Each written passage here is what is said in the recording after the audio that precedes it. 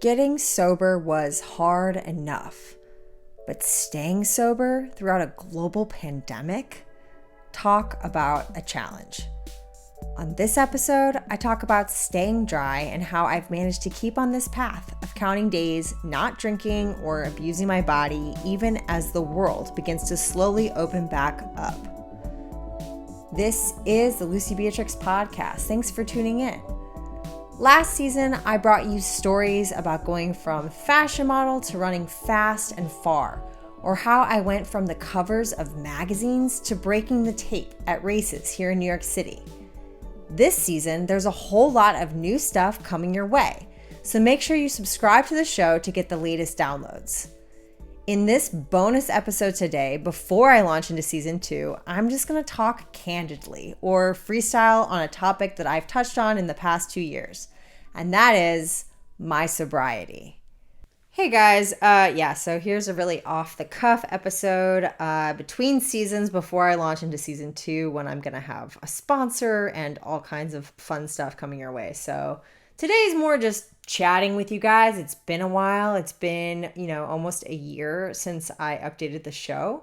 And I figured I'd give you guys a little update on how life has been in the world of recovery, or how I've managed to just keep fighting the good fight.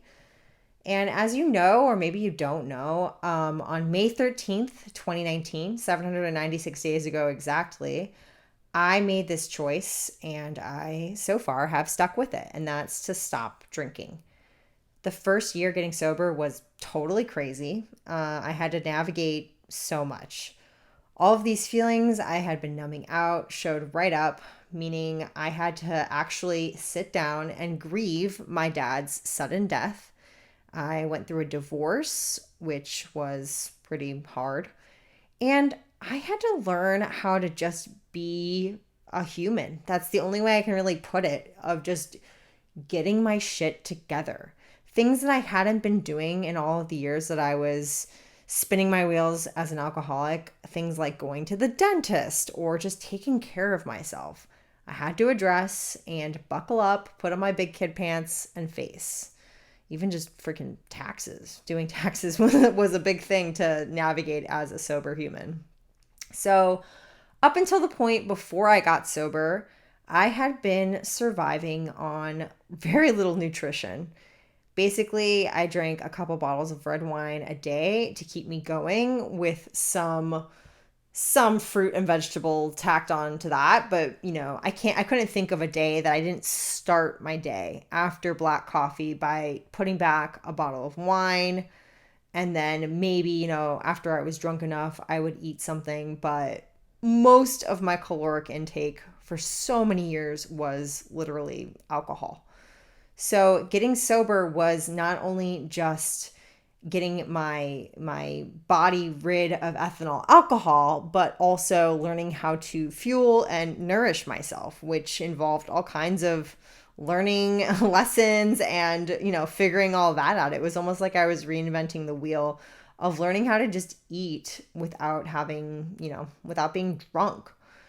So this decision in my life, when I had my rock bottom, which I've described before in different pieces, if you read my Tracksmith article about getting sober, or if you listened to any of my older episodes on my show, I had a bona fide rock bottom where I really screwed my life up. I pretty much did all of the things.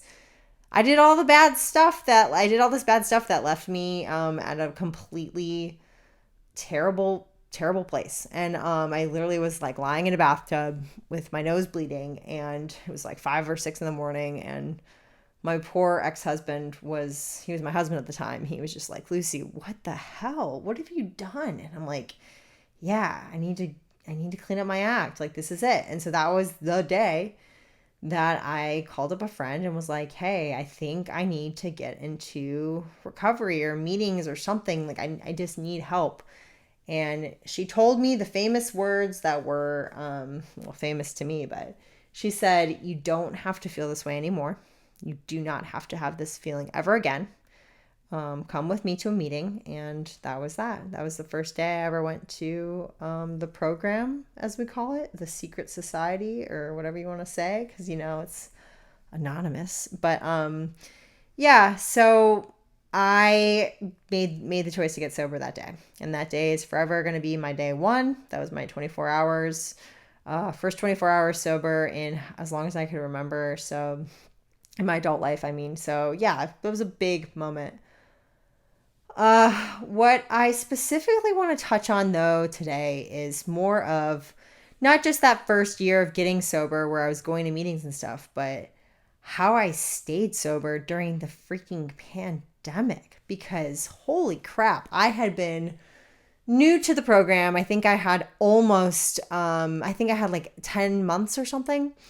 And then the pandemic happened. And, we all know that there were no in-person meetings once the pandemic swept through and closed everything down. So up until March 2020, I had depended heavily on these in-person meetings in my recovery, and suddenly everything was taken away and we no longer had that. So I'll never forget the night before the big shutdown here in New York, where I was sitting in a church basement in Brooklyn at a meeting, and we were all wondering what we were going to do without these daily check-ins or accountability, because that's kind of the whole point of those meetings. Was like, you see the same people, you're checking in, you're hearing stories, they're seeing you, you're like, yeah, okay, cool. Like I'm being held accountable. And so once that was gone, when the pandemic shut everything down, it was like, whoa, like chicken with a head cut off. Now what? Like, where am I going to go? And like, what am I going to do? And it just felt really, really scary. And everyone had said, okay, we're going to take everything online. We're going to take it to Zoom. We're going to have our recovery meetings on Zoom. But for someone like me in New York, like the privacy just wasn't there. Like the whole point of going to a physical place and sitting somewhere in a basement where everyone who hears you is part of the same program, and it's not like it's a lot more protected and private, versus if you're at home dialing in, someone through the walls can hear you, your roommates can hear you. It's just not the same. You can't share honestly and openly the same way. So it just threw everything out the window for me. I had to kind of start from scratch. I couldn't depend on meetings the way I had been. The Zoom stuff just wasn't working for me. It didn't feel the same. So sure enough, my recovery started to shift. It became something different. While I wasn't drinking and I was focusing on just staying sober each day, I wasn't going to I wasn't going to go to the store and buy a bottle of wine. I definitely started to see how my alcoholic tendencies or my character defects started to come into play. I wasn't as tethered to this like wanting to be my best self as I was when I was going to physical meetings every day. So the deeper we got into the pandemic, the worse my character flaws were. And I noticed myself kind of acting out, almost like I was doing the things that I was doing as an alcoholic, but on a smaller scale and without the drinking. But it was really interesting to see. So like the pandemic kind of revealed to me like, wow, this is what happens when you don't have meetings. You start to get a little too confident in your recovery. You start to think that, you're invincible. You start to think you already know all the answers. And all of these things that they warn you of definitely started to happen for me. And, without getting into too many details, I watched my relationship crumble. I watched, some things go down that I'm not very proud of things that I did. And I don't know. I just think that the pandemic really brought the worst out of my alcoholism, even though there was no alcohol present. So, I just definitely wasn't my best self because I didn't have that same support group that I had before the lockdown, or I should say before the shutdown. So anyway, that was really hard. And I mean, there were so many days when I wanted to drink. There were so many days when I was really triggered and I was watching everybody just at home posting their stories of how they were drinking and getting through. And I was thinking, okay, if I can get through this, I can get through anything. And there was a story that I read that was about, it's even mentioned in the big book of just how AA was started during Prohibition, or it was, I think it was actually started a little bit before that. But the point of that is that it was started a long time ago, and there have been so many catastrophes that have happened in the world, like World War II and the Vietnam War and like all these huge, huge, huge catastrophic events where people were still in recovery, like still making it through recovery and staying sober through like freaking wars.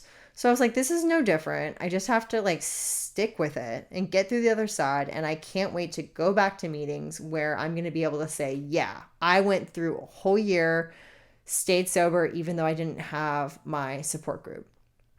But I also got creative. So instead of going to physical meetings, because that wasn't an option during the pandemic, I watched so many YouTube videos. Oh my God. Every day, all day. I would stick on recovery videos, like TED Talks about being an alcoholic, or just different shows that happen to touch on recovery and even just watching Intervention, that show on A&E, and just like watching other people's rock bottoms.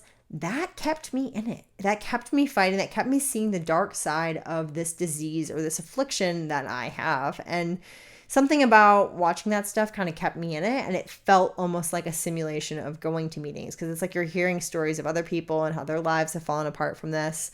So that was something that kind of kept me in it. Another thing that I did would be I decided to kind of reach out. I developed my own little network of friends who are sober, and I started reaching out to them, texting every day, checking in. Hey, how are you doing? Here's my day count. Random friends on Instagram and group chats on my phone, just like text groups with like girls that were all counting days together. Like, hey guys, today I have this many days. And just going back and forth of like, hey, I'm feeling this, or hey, I'm dealing with this. And having that group to bounce off of is really, really important. And that's what they talk about in recovery with service, which is like the 12th step of the traditions, is this idea of giving back and being there for other people. So people with less time than I had, people who are trying to get sober, I would stay in touch with them. And that really helped me stay in it. And, it's almost like clockwork, where the second I would start to premeditate some kind of a relapse or come up with how I wanted to end it all and just start drinking again, somebody would message me, one of my recovery people, and be like, hey, just want to check in with you. Like, how many days do you have? And that really helped me stay in it, because I just go, wow, okay, like I have people who will know if I bottom out. So, it wasn't easy. It hasn't been easy, but having those people to check in with, even to this day, like even this morning, I'm texting with friends, just being like, hey guys, had this thought, I was up all night thinking about this, and, having people to bounce off of that are just like an inner circle. That's huge. So that said, the pandemic itself was very hard to navigate staying sober. But now it's almost like it's the roaring 20s, where everything's opening back up and we've got everything coming back. The bars are thriving. Everyone's like partying because, oh my God, the pandemic is lifting. We can finally hang out. We can finally hug each other. We can finally do things. So it's hard as a sober person to wander around and see the world coming out of this shutdown and saying, wait, I'm not able to participate in this stuff. I cannot celebrate in this way with these people. It's hard. I'm definitely like noticing, like, I want to be out and about. I want to be around people, but I'm also just like weary because I've seen my own urges come back. And I've had a few techniques that I've developed and cultivated to like get through these urges, which is showing up to these social events with, a ginger ale or some kind of a diet soda or something in my hand already. So I don't have to come up with some kind of like, I can have the drink in my hand. I can partake in the fun. And having that strategy has been really helpful, as well as just checking in with friends and stuff.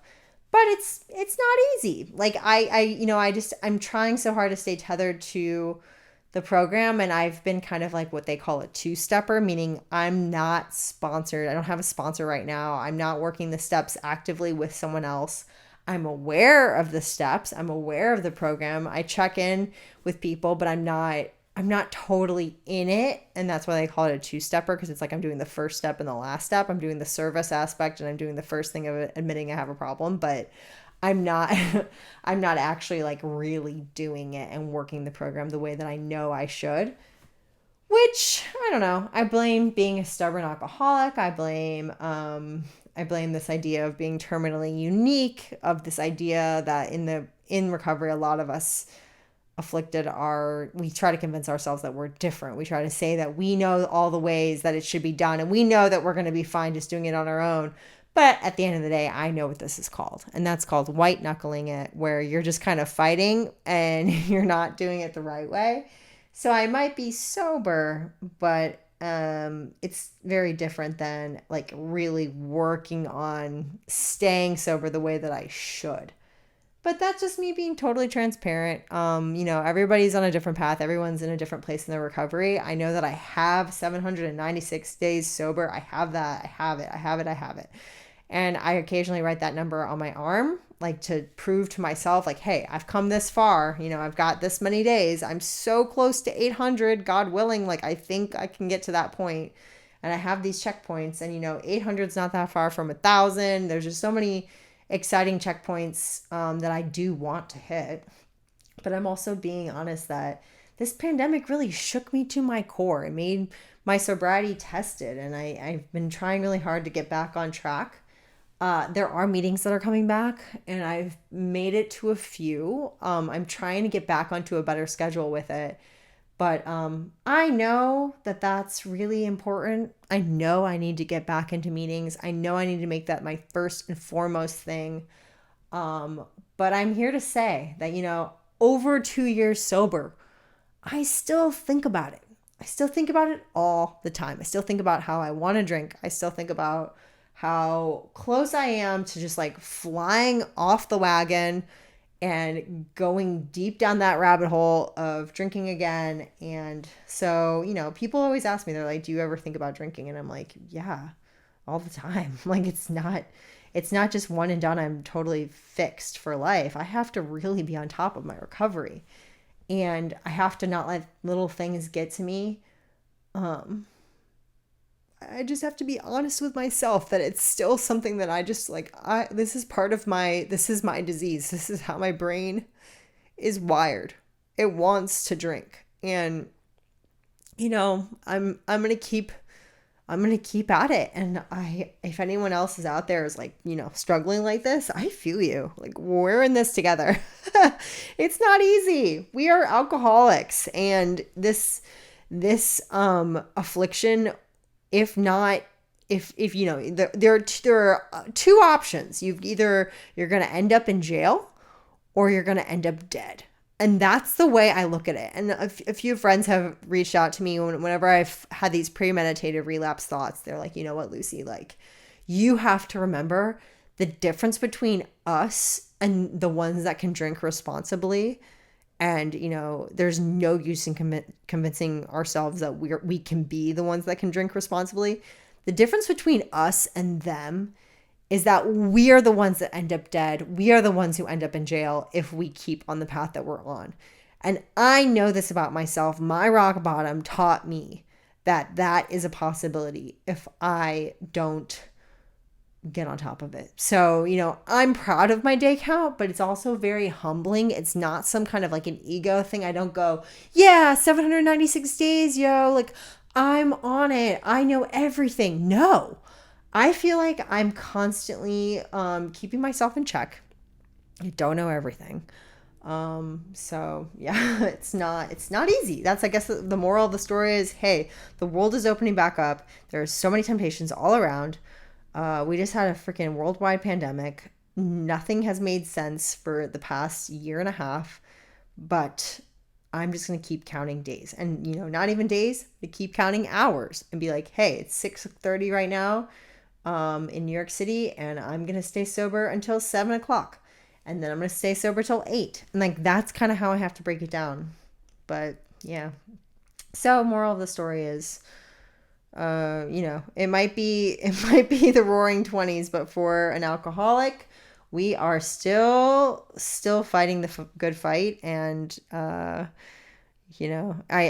be more and more excited to have meetings to jump into, because gosh, I missed it so much. I missed just lunchtime every day, going and sitting in a room of strangers and talking about our problems and, just how to be how to be in this world.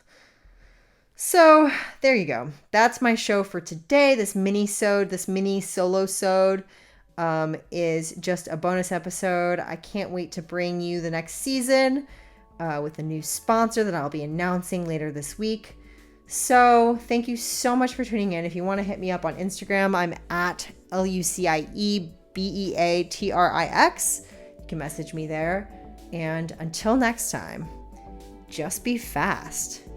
Just win.